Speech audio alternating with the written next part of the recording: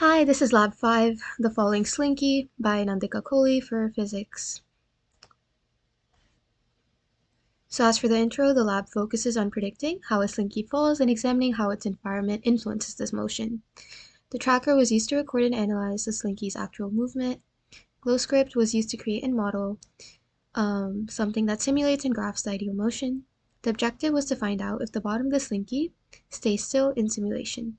Despite minor variations, the model shows the slinky's bottom staying essentially fixed. As for the physics principles used, we have Newton's second law, F equals ma, which is the system's change in momentum proportional to the net force applied, drag force, which is the resistance force caused by the motion of the body through a fluid like air, and the gravitational or slinky force. The slinky force opposes tension and gravitational force.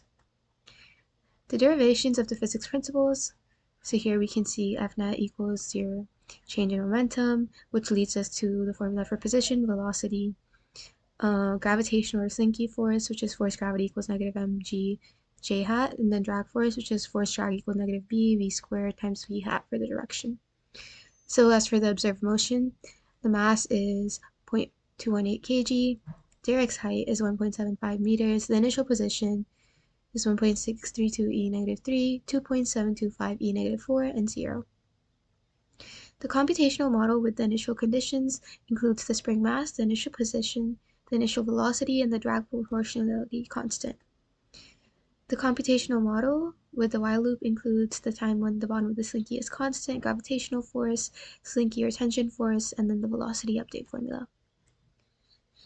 As for the falling slinky, here we can see the predicted and the observed position, and we can see that our model is a pretty good representation of what we actually found to happen when we analyzed the experiment that took place using GlowScript. So, what sources of error might we have? The observed motion experiences fluctuations due to external forces being accounted by the model. The second error that we might get is inaccurate tracking point placement on tracker, which could just be accounted for due to human error. So, as for the discussion, why is the slinky able to walk down a staircase? And then what principles are really making this motion possible? So it's able to walk downstairs because the system is continuously converting gravitational potential energy into elastic potential energy and then back into kinetic energy. So obviously we have the conservation of energy being represented here. And then when the front end moves over the edge of a step, gravity causes it to extend downward, and then we're able to store that energy in the spring. As the coils contract, the energy is released and shifts the slinky's center of mass forward, allowing it to advance step by step. The motion is governed by gravity, spring elasticity, and periodic energy transfer. Why does the bottom of the slinky appear to float momentarily when the slinky is released from rest? When a stretched slinky is released, the top collapses first, as the tension there drops immediately.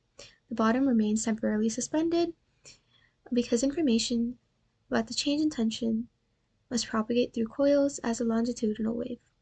Until this wave reaches the bottom, it experiences an upward force equal to previous tension, keeping it stationary. This phenomena highlights the mechanical disturbances in the spring as it travels at a finite speed. Okay, that'll be all. Thank you. Have a great day.